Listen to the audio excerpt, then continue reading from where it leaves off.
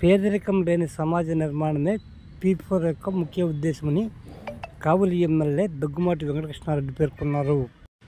కావలి RDO కార్యాలయం జరిగిన సమావేశంలో ఎమ్మెల్యే దగ్గుమాటి వెంకటకృష్ణారెడ్డి మాట్లాడుతూ అట్టడుగున ఉన్న కుటుంబాలను ఆదుకునేందుకే P4 ముఖ్య ఉద్దేశమని, ఈ విధానంలోనే రాష్ట్ర ముఖ్యమంత్రి ఆ కుటుంబాన్ని ఉన్నత స్థాయికి తేవాలన్న లక్ష్యంతోనే ఈ కార్యక్రమాన్ని చేపట్టడం జరిగిందని వివరించారు.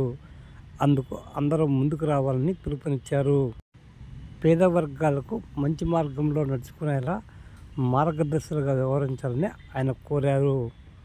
ఈ కార్యక్రమంలో కావలి ఆర్డీఓ వంశీకృష్ణతో పాటు పట్టణానికి చెందిన పలువురు పాల్గొనడం జరిగింది.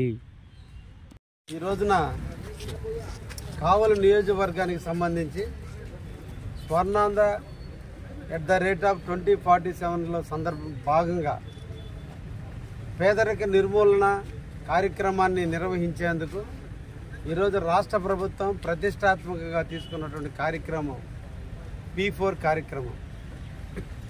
పబ్లిక్ ప్రైవేటు పీపుల్ పార్ట్నర్షిప్ కింద ఈ రోజున చేసేటువంటి కార్యక్రమాల్లో పేదరిక నిర్మూలన ప్రభుత్వాలు, ప్రైవేటు రంగ సంస్థలు, ప్రజలు ముగ్గురు భాగస్వామి అయితే తప్పకుండా ఎంతటి సమస్యనైనా పరిష్కరించవచ్చు, ఏ ఒక్క పేదవాడినైనా ధనవంతుడు చేయొచ్చని దానికే ఈరోజు ఈ P4 కార్యక్రమాన్ని నిర్వహించడం జరుగుతుంది ఈ రాష్ట్ర ప్రభుత్వం.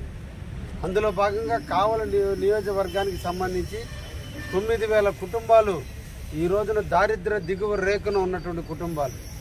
అంటే వాళ్ళకి ఎటువంటి గ్యాస్ కనెక్షన్లు లేవు, కట్టెల మీదే వండుకుంటున్నారు, నామినల్ కరెంటు ఛార్జీలే కడుతున్నారు, ఊరు గుడిసెల్లో ఉంటున్నారు, రేకుల షెడ్డుల్లో ఉంటున్నారు.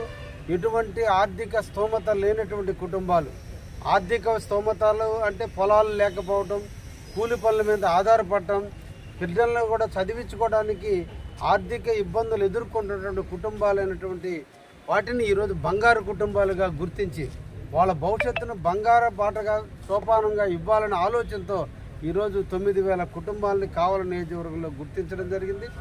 ఆ గుర్తించిన కుటుంబాలని కావలి నియోజకవర్గంలో కావచ్చు, కావలి నియోజకవర్గంలోనే పెరిగి పెద్దై ఇతర ప్రాంతాలకు వెళ్ళి అక్కడ కోట్ల రూపాయల డబ్బులు సంపాదించి అక్కడ ఉన్నటువంటి వాళ్ళు కావచ్చు, లేదంటే విదేశాలకు వెళ్ళి అక్కడ స్థిరపడ్డటువంటి వ్యక్తులు కావచ్చు, కావలిలోని వివిధ వ్యాపారాల్లో ఉన్నటువంటి వ్యక్తులు కావచ్చు, ఎవరైనా ముందుకొచ్చి అటువంటి పేద కుటుంబాన్ని హక్కును చేర్చుకుంటామంటే వారిని మేము మార్గదర్శకుడుగా ఈరోజు పేరు నామకరణం చేస్తున్నాం.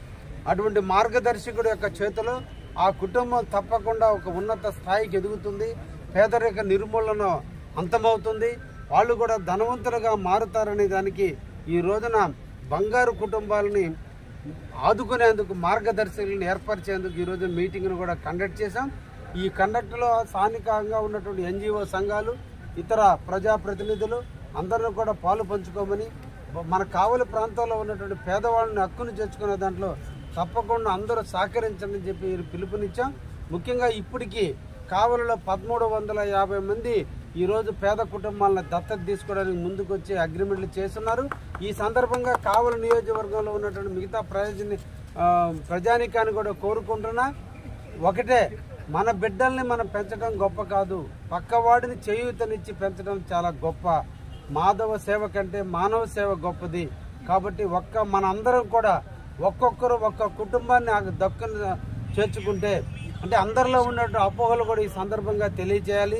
అందరికీ ఏదో ఒక కుటుంబాలను దత్తత తీసుకొని దానికి డిక్లరేషన్ ఇస్తే దానివల్ల ఏదైనా భవిష్యత్తులో ప్రభుత్వాలు ఏమైనా ఇబ్బంది పెడతాయేనో, లేదంటే ఇన్కమ్ ట్యాక్స్లు పడతాయేనో, లేదంటే ఏదైనా మాకు బ్యాంక్ అకౌంట్లో ఆటో డెబిట్లు పెడతారనే అపోహలు ఉన్నాయి. దయించి ప్రజలు అర్థం చేసుకోండి, ఇది మన ఇంటి పక్కవాడు పెళ్లి చేసుకుంటుంటే మనం 10,000 రూపాయల సహాయం చేసినట్టుగానే ఇది కూడా ఆ కుటుంబాన్ని చేసినంత కాలం చేయొచ్చు, నచ్చకపోతే మధ్యలో ఆగిపోవచ్చు. కాబట్టి ఇక్కడ ఎవరి రిస్ట్రిక్షన్స్ లేవు. ప్రభుత్వం ఎక్కడా కూడా మిమ్మల్ని ఒక గౌరవమైన పదమైన వ్యక్తులుగా చూస్తారే తప్ప సమాజంలో సేవ చేసే వ్యక్తికి సమాజంలో ఎప్పుడు కూడా గౌరవం ఎలా ఉంటుందో ప్రభుత్వాలు కూడా ఏ ఆఫీస్కి వచ్చినా కూడా మార్గదర్శకుడు అంటే ఆ గౌరవాన్ని పెంచే విధంగా కూడా ఈరోజు చూస్తారే తప్ప ఏ ఒక్క విధంగా కూడా ప్రజలకు అసౌకర్యం జరగదు, ఏ ఫ్యామిలీకి నష్టంగా కూడా జరగదు. కాబట్టి మనందరం కూడా పోతూ తీసుకుపోయేది ఓన్లీ కీర్తి మాత్రమే. దేవుడి గుడి కంటే మానవ సేవ గొప్పది. అటువంటి వాడికి చేస్తే దేవుడు కూడా హర్షిస్తాడు. తప్పకుండా పేదవాడిని హక్కును చేర్చుకొని మానవత ఉన్న మనసున్నటువంటి వ్యక్తులైన మీరు తప్పకుండా మన నియోజకవర్గంలో పేదవారిని దత్తత తీసుకోండి అని చెప్పి ఈ సందర్భంగా కోరుకుంటున్నాను.